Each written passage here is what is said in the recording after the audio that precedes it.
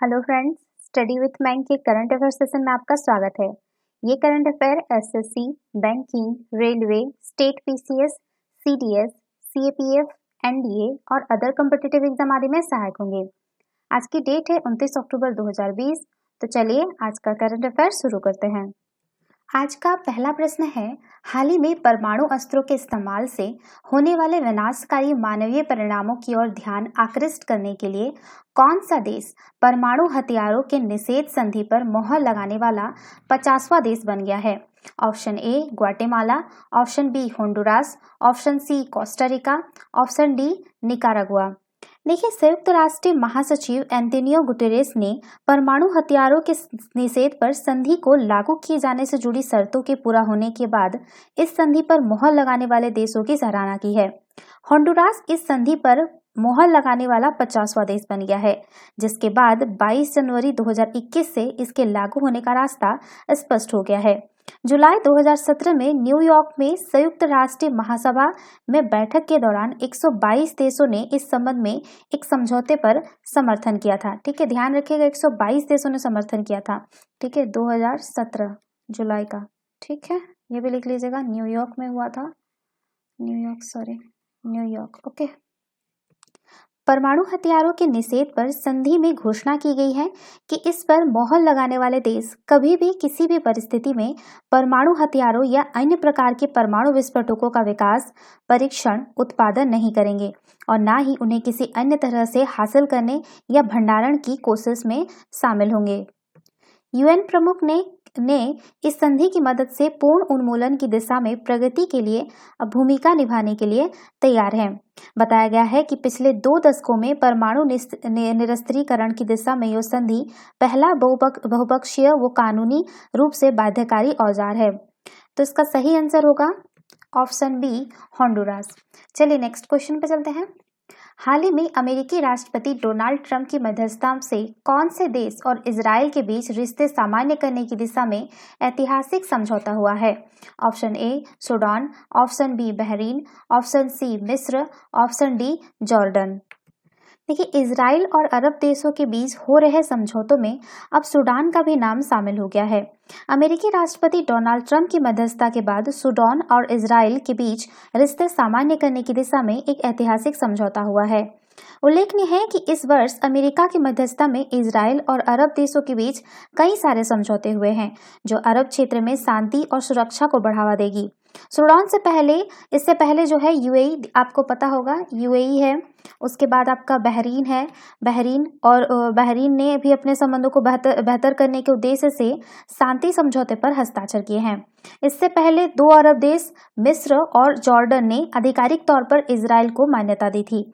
दोनों देशों ने क्रमशः 1970, 1979 और ये 1994 में इजराइल के साथ शांति समझौते पर हस्ताक्षर किए थे। ठीक है, और हाल ही में यूएई के साथ अभी आपको कुछ महीनों के अगर आप करंट अफेयर देखेंगे तो आपको पता चलेगा कि यूएई के साथ अभी इजराइल का समझौता हुआ है। ठीक है, बात करें सूडान के बारे में, तो सूडान आधिकारिक तौर पर सूडान गणराज्य उत्तरी पूर्व अफ्रीका में स्थित एक देश है। 2011 में दक्षिण सूडान बनने से पहले सूडान अफ्रीकी महाद्वीप का सबसे बड़ा देश था। इसके उत्तर में मिस्र, उत्तर पूर्व में लाल सागर, पूर्व में इरिट्रिया, दक्षिण पूर्व में इथियोपिया, दक्षिण में दक्षिणी सूडान, दक्षिण पश्चिम में मध्य अफ्रीकी गणराज्य, पश्चिम में चाड और पश्चिमोत्तर में लीबिया स्थित है। इसकी राजधानी खार्तूम है। दुनिया की सबसे लंबी नदी नील नदी देश को पूर्वी और पश्चिमी हिस्सों में विभाजित करती है। तो इसका सही आंसर होगा ऑप्शन ए सूडान। चलिए नेक्स्ट क्वेश्चन पे चलते हैं। भारत में प्रत्येक वर्ष इन्फेंट्री दिवस कब मनाया जाता है? ऑप्शन ए 27 अक्टूबर, ऑप्शन बी 28 जून, ऑप्शन सी 12 सितंबर, ऑप्शन डी 29 अक्टूबर। देखिए, भारतीय सेना प्रत्येक वर्ष 27 अक्टूबर को इन्फेंट्री दिवस के रूप में आयोजित करती है, क्योंकि इसी दिन सिख रेजिमेंट की पहली बटालियन की 2 इन्फेंट्री कंपनियों को पाकिस्तानी सेना द्वारा समर्थित आक्रमणकारियों से कश्मीर को मुक्त कराने के लिए दिल्ली से श्रीनगर भेजा गया था।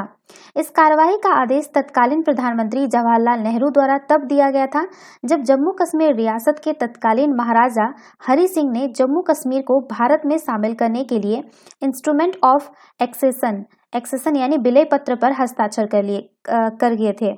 महाराजा हरि सिंह ने 26 अक्टूबर 1947 को इंस्ट्रूमेंट ऑफ एक्सेशन पर हस्ताक्षर किए और 27 अक्टूबर 1957 को भारतीय सेना की 2 इन्फेंट्री कंपनियां जम्मू कश्मीर पहुंच गई। दरअसल विभाजन के दौरान जम्मू कश्मीर रियासत को भारत अथवा पाकिस्तान में शामिल होने का विकल्प दिया गया था, लेकिन उस समय के शासक महाराजा हरि सिंह ने इसे एक स्वतंत्र राज्य के रूप में रखने का फैसला किया। वर्ष 1947 में पाकिस्तान ने पख्तून आदिवासियों ने जम्मू कश्मीर पर हमला कर दिया और पाकिस्तान की सेना ने इस हमले का पूरा समर्थन किया था और आक्रमणकारियों को रसद, हथियार और गोला बारूद मुहैया कराए थे। इस आक्रमण में पाकिस्तान की भूमिका को उजागर करने के लिए भारत सरकार ने नई दिल्ली में एक संग्रहालय स्थापित करने का निर्णय लिया है। तो इसका सही आंसर होगा ऑप्शन ए 27 अक्टूबर। चलिए नेक्स्ट क्वेश्चन पे चलते हैं। हाल ही में भारत की पहली सी प्लेन सेवा का उद्घाटन प्रधानमंत्री नरेंद्र मोदी द्वारा कौन से राज्य में किया जाएगा? Option A Bihar, option B Delhi, option C Andhra Pradesh, option D Gujarat. देखिए, भारत की पहली सी प्लेन सेवा 31 अक्टूबर को साबरमती रिवर फ्रंट से स्टैच्यू ऑफ यूनिटी के बीच शुरू होगी, जिसका उद्घाटन प्रधानमंत्री नरेंद्र मोदी द्वारा किया जाएगा। देश की वो पहली सी प्लेन परियोजना है। ये गुजरात राज्य सरकार ने देश की पहली सी प्लेन सेवा शुरू करने की घोषणा की है, जिसका उद्घाटन प्रधानमंत्री नरेंद्र मोदी करेंगे। यह सी प्लेन सेवा साबरमती रिवर फ्रंट से स्टैच्यू ऑफ यूनिटी के बीच शुरू की जा रही है, जिसका संचालन विमानन सेवा प्रदाता कंपनी स्पाइस जेट द्वारा किया जाएगा। यह सी प्लेन सेवा साबरमती रिवर फ्रंट से उड़ान भरने के बाद स्टैच्यू ऑफ यूनिटी के समीप पंचमूली झील में उतरेगी। गुजरात सरकार ने सी प्लेन सेवा के लिए 5 जगहों को चिन्हित किया है, जिसमें पहला है साबरमती रिवर फ्रंट, उसके बाद पंचमूल झील, फिर उसके बाद धोरई बांध, महसेना, शत्रुंजय बांध, भावनगर और तापी। गौरतलब है कि इससे पहले 2010 में जलहंस नाम से अंडमान निकोबार में भी वाणिज्यिक सी प्लेन सेवा शुरू की गई थी। इसे सार्वजनिक क्षेत्र के हेलीकॉप्टर सेवा प्रदाता पवन हंस द्वारा संचालित किया गया था। केरल सरकार ने भी 2013 में ऐसी ही सी प्लेन सेवा चलाई थी। बात करें सी प्लेन के बारे में, तो सी प्लेन एक स्थिर पंखों यानी एक विमान है जो पानी की सतह पर उतरने और पानी की सतह से उड़ान भरने में सक्षम होता है। इन्हें तैरने वाला वायुयान या समुद्री वायुयान भी कहा जा सकता है। तो इसका सही आंसर होगा ऑप्शन डी गुजरात। चलिए नेक्स्ट क्वेश्चन पे चलते हैं। हाल ही में चर्चा में रहा अराकान आर्मी कौन से देश के विद्रोही गुट है? Option A Bhutan, option B Myanmar, option C Sri Lanka, option D Nepal. देखिए, हाल ही में भारत के द्वारा म्यांमार में बनाए जा रहे Kaladan multi modal transport project के काम को म्यांमार में सक्रिय विद्रोही गुट अराकान आर्मी द्वारा प्रभावित किया जा रहा है। बात करें अराकान आर्मी के बारे में, तो अराकान आर्मी को म्यांमार की सरकार ने आतंकी संगठन घोषित कर दिया है और दोनों पक्षों के बीच एक साल के अंदर लगभग 600 बार संघर्ष की घटनाएं हुई है। एक रिपोर्ट के अनुसार कम से कम 4 बार हुआ है जब अराकान आर्मी के सदस्यों ने कलादान प्रोजेक्ट के लिए ले जा रहे सामान या उसकी सुरक्षा में लगे म्यांमार के सैनिकों पर हमला किया है। ऐसा माना जा रहा है कि चीन म्यांमार के आतंकवादी उग्रवादी गुट अराकान आर्मी को हथियारों की मदद उपलब्ध करवा रहा है। हाल ही में एशिया के प्रमुख सैन्य विशेषज्ञों समेत म्यांमार आर्मी के वरिष्ठ अधिकारियों द्वारा चीन पर प्रत्यक्ष रूप से म्यांमार विरोधी गुटों जैसे अराकान आर्मी और अराकान रोहिंग्या साल्वेशन आर्मी समेत कई गुटों को हथियार मुहैया करने की पुष्टि की गई है। इसके साथ ही म्यांमार सेना ने अंतर्राष्ट्रीय समुदाय से इस संदर्भ में मदद की मांग की है। तो इसका सही आंसर होगा ऑप्शन बी म्यांमार। चलिए नेक्स्ट क्वेश्चन पे चलते हैं। हाल ही में कौन से यूनिवर्सिटी के वैज्ञानिकों ने एक मॉडल बनाया है जो बताता है कि लगभग 60 मिलियन वर्ष पहले पश्चिमी उत्तर अमेरिका में स्थित एक टेक्टोनिक प्लेट वास्तव में मौजूद थी? Option A Muscat University of Technology, option B University of Houston College of Natural Science and Mathematics, option C स्विट्स Federal Institute of Technology, option D California Institute of Technology. देखिए, हाल ही में वैज्ञानिकों ने एक मॉडल बनाया है जो बताता है कि लगभग 60 मिलियन वर्ष पहले पश्चिमी उत्तरी अमेरिका में स्थित एक टेक्टोनिक प्लेट वास्तव में मौजूद थी। हालांकि कुछ भूभौतिकीविद इससे सहमत नहीं हैं। University of Houston College of Natural Science and mathematics के भूविज्ञानियों की एक टीम ने एक मॉडल बनाया है जो बताता है कि एक टेक्टोनिक प्लेट वहां पे मौजूद था। University of Houston College of Natural Science and mathematics के भूवैज्ञानिकों ने पृथ्वी के वर्तमान में मेंटल टोमोग्राफिक छवियों का अध्ययन करने पर यह पाया है कि उत्तरी कनाडा में पुनरुत्थान मौजूद है, जो यहाँ पूर्व में मौजूद टेक्टोनिक प्लेट के अस्तित्व को साबित करती है। शोधकर्ताओं का मानना है कि यह टेक्टोनिक प्लेट प्राचीन समय में प्रशांत महासागर और उत्तरी अमेरिका के बीच लिंक के लिए जिम्मेदार थी। इसके अलावा इसने प्रशांत महासागर में रिंग ऑफ फायर के निर्माण में भी योगदान दिया था। ज्वालामुखी टेक्टोनिक प्लेट की सीमाओं पर बनाते हैं। इस प्रकार जितनी ज्यादा टेक्टोनिक प्लेट के अस्तित्व का पता चलेगा, उतनी ज्यादा ज्वालामुखियों के निर्माण के बारे में जाना जा सकता है। बात करें प्लेट टेक्टोनिक सिद्धांत के बारे में, तो प्लेट टेक्टोनिक सिद्धांत के अनुसार पृथ्वी की भूपर्पट्टी अनेक छोटी बड़ी प्लेटों में विभक्त है। पृथ्वी के स्थलीय दृढ़ भूखंड को प्लेट कहा जाता है तथा प्लेट के बीच के टूटे हुए भाग को टेक्टोनिक कहा जाता है। पृथ्वी पर उपस्थित प्लेटें स्वतंत्र रूप से पृथ्वी के दुर्बल मंडल पर विभिन्न दिशाओं में संचलन करती है। प्लेटों की इन्हीं गति और इन गतियों के परिणाम स्वरूप उत्पन्न विभिन्न आकृतियों का अध्ययन प्लेट टेक्टोनिक सिद्धांत के अंतर्गत किया जाता है। तो इसका सही आंसर होगा option B, University of Houston College of Natural Science and Mathematics. चलिए नेक्स्ट क्वेश्चन पे चलते हैं। हाल ही में भारत और संयुक्त राज्य अमेरिका ने 2+2 मंत्री स्तरीय वार्ता के तीसरे दौरे में कौन से समझौते पर हस्ताक्षर किए हैं? ऑप्शन ए, भू-स्थानिक सहयोग के लिए बुनियादी विनिमय और सहयोग समझौता। ऑप्शन बी होगा, बी होगा, ये सी और ये डी कर लीजिएगा, ठीक है। सामान्य सुरक्षा के लिए सैन्य सुरक्षा समझौता। Option C, logistic exchange memorandum of agreement. Option D, संचालन संगतता और सुरक्षा समझौता। देखिए, भारत और संयुक्त राज्य अमेरिका ने 2+2 मंत्री स्तरीय वार्ता के तीसरे दौर में BECA समझौते यानी भू-स्थानिक समझौते के लिए बुनियादी विनिमय और सहयोग समझौता पर हस्ताक्षर कर लिए हैं।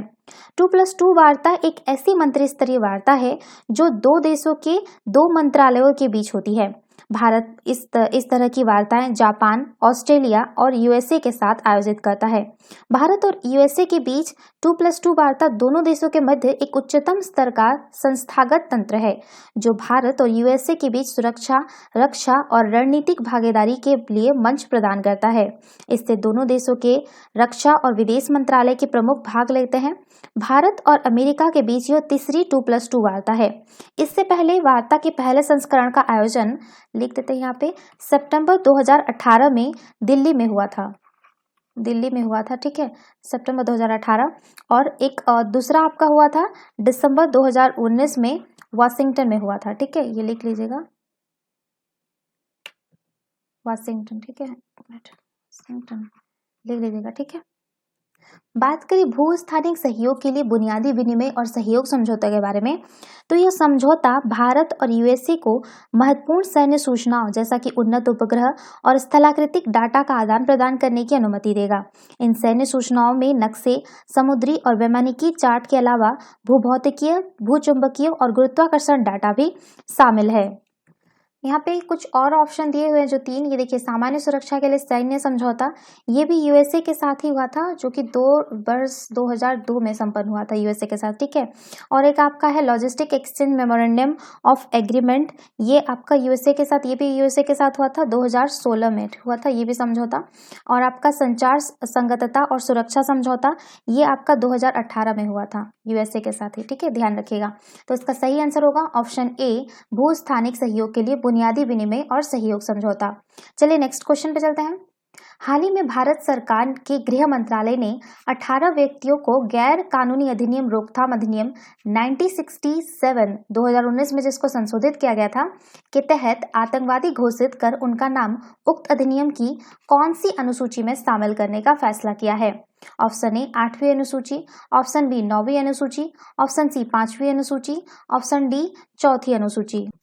देखिए, हाल ही में भारत सरकार के गृह मंत्रालय ने 18 व्यक्तियों को गैर कानूनी गतिविधियां रोकथाम अधिनियम 1969 2019 में संशोधित के तहत आतंकवादी घोषित कर उनका नाम उक्त अधिनियम की चौथी अनुसूची में शामिल करने का फैसला किया है। बात करिए गैर कानूनी गतिविधि अधिनियम के बारे में, तो इस अधिनियम का गठन अलगाववाद से जुड़े अपराधों पर रोक लगाने के लिए किया गया था।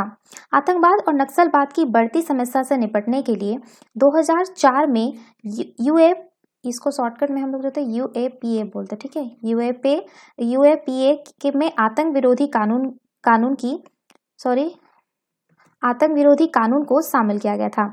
इस अधिनियम के गठन के बाद आतंकवादी गतिविधियों को रोकने और आतंकवादी संगठनों को चिन्हित करने और उन पर रोक लगाने में काफी मदद मिली थी।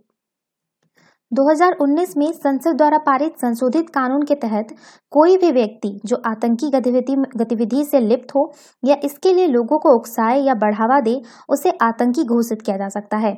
इसके साथ ही यूएपीए के तहत घोषित आतंकियों की संख्या बढ़ाकर 31 हो गई है। लिख लीजिएगा, 31 हो गई अभी टोटल आतंकियों का, ठीक है। इसमें जो आपका 1999 में जो विमान अपहरण में लिप्त अब्दुल रऊफ, असगर, इब्राहिम अख्तर और यूसुफ अजहर और छोटा शकील का नाम भी इसमें शामिल किया गया है। इसके अलावा सैयद सलालुद्दीन हिज्ब सरगना आतंकी फंडिंग में जो शामिल थे उनका नाम भी, टाइगर मेनन मुंबई धमाके का षड्यंत्रकारी था उसका नाम भी शामिल किया गया है। यूसुफ अजहर जो कंधार विमान अपहरण में लिप्त थे उसका नाम भी शामिल किया गया है। इसके अलावा अब्दुल रहमान फक्की जिसको जो लश्कर सरगना हाफिज सईद के रिश्तेदार हैं उसका नाम भी शामिल किया गया है। बात करें इससे पहले अगर आतंकवादी घोषितों का नाम, तो जिसमें जैसे मोहम्मद सरगना, मसूद अजहर, लश्कर ताइबा के हाफिज सईद, मुंबई हमलों के आरोपी जकीरुर रहमान लखवी, दाऊद इब्राहिम, खालिस्तान कमांडो फोर्स के परमजीत सिंह पंजवार और बब्बर खालसा इंटरनेशनल के मुखिया बाधवा सिंह बब्बर, इन सब के नाम ये आतंकवादी यूएपीए में शामिल किए गए हैं पहले ही, ठीक है। ये पहले के नाम है, अभी जो बोली उससे पहले जो आपका जो विमान हाईजैक किए गए थे, ठीक है, उन सब का नाम अभी शामिल किया गया है। तो इसका सही आंसर होगा ऑप्शन डी, चौथी अनुसूची। चलिए नेक्स्ट क्वेश्चन पे चलते हैं। हाल ही में अमेरिकी अंतरिक्ष एजेंसी नासा ने चंद्रमा की सतह पर पानी की खोज की है। इस पानी की खोज नासा की कौन सी ऑब्जर्वेटरी ने की है? Option A the Compton gamma ray observatory, option B stratosphere observatory for infrared astronomy, option C Herschel space observatory, option D solar and heliospheric observatory. देखिए, अमेरिकी अंतरिक्ष एजेंसी नासा ने चंद्रमा की सतह पर पानी की खोज की है।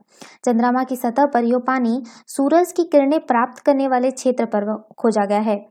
इस बड़ी खोज से न केवल चंद्रमा पर भविष्य में होने वाले मानव मिशनों को बड़ी सफलता मिलेगी, बल्कि इसका उपयोग पीने और रॉकेट ईंधन उत्पादन के लिए भी किया जा सकेगा। इस पानी की खोज नासा की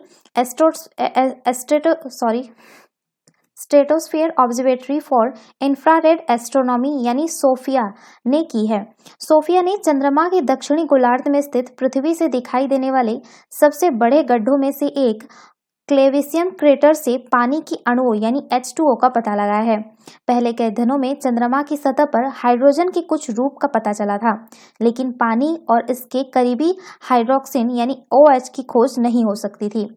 तो जो अभी है तो H2O का खोज हो चुका है। पहले आपका हाइड्रोजन का ही खोज हुआ था, अभी यहाँ पे जो आपका करीबी जो हाइड्रोक्सिल है OH, इसका भी खोज हो गया है। तो दोनों मिला के आपका H2O बन रहा है।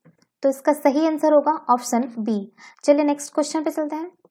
हाल ही में स्थगित हुए लोकुर समिति का गठन किस कार्य के लिए किया गया था? ऑप्शन ए चुनाव प्रक्रिया में सुधार के लिए, ऑप्शन बी महिला एवं बाल विकास कल्याण के लिए, ऑप्शन सी आरक्षण संबंधी सूचियों की समीक्षा करने के लिए, ऑप्शन डी पराली जलाने की घटनाओं पर रोक की निगरानी के लिए। देखिए, केंद्र के आश्वासन के बाद सुप्रीम कोर्ट ने पराली जलाने की घटनाओं पर रोक की निगरानी के लिए बनाई गई अपनी एक संसदीय समिति को फिलहाल स्थगित कर दिया है। केंद्र ने अदालत को भरोसा दिलाया है कि दिल्ली और इसके आसपास के इलाकों में हर साल होने वाली वायु प्रदूषण की समस्या से निपटने के लिए वो कानून बनाएगा, एक स्थायी निकाय का गठन करेगा। यह निकाय केवल पराली जलाने की समस्या से ही नहीं, प्रदूषण की समस्याओं में से भी पुख्ता तरीके से निपटेगा। अपने एक रिटायर्ड जज न्यायमूर्ति एमबी लोकुर को सुप्रीम कोर्ट ने 16 अक्टूबर को दिल्ली, हरियाणा और पंजाब में पराली जलाने पर रोक के अपने आदेश पर अमल सुनिश्चित करने के लिए नियुक्त किया था। उस समय भी केंद्र की तरफ से नियुक्त का विरोध किया गया था, पर तब अदालत ने केंद्र के अनुरोध पर अपने फैसले पर पुनर्विचार से इनकार कर दिया था। केंद्र की तरफ से महान्यायवादी तुषार मेहता ने अदालत को बताया कि नया कानून अगले 3-4 दिन के भीतर लाया जाएगा, लिहाजा फिलहाल लोकुर समिति को निलंबित रखा जाए। इसे स्वागत योग्य कदम बताते हुए मुख्य न्यायाधीश ने कहा कि यह काम तो सरकार को पहले ही कर देना चाहिए था। यह मामला जनहित याचिका का नहीं है। मुद्दा यह है कि प्रदूषण के कारण लोग घुटन महसूस कर रहे हैं। तो इसका सही आंसर होगा ऑप्शन डी, पराली जलाने की घटनाओं पर रोक की निगरानी के लिए। तो इसका सही आंसर होगा ऑप्शन डी। ध्यान रखिएगा, ये अभी स्थगित हो गया है, ठीक है, ये भी स्थगित हो गया है और इसके बदले में भी केंद्र सरकार कोई नया कानून लाने वाली है, ठीक है। वो कानून कुछ दिन में आ जाएगा और पता चल जाएगा उस टाइम, ठीक है। तो चलिए, तो ये थे आज के करंट अफेयर। वीडियो पसंद आए तो लाइक, शेयर और कमेंट करना ना भूले, साथ ही साथ चैनल को सब्सक्राइब करना ना भूले। Thanks for watching, have a nice day, take care.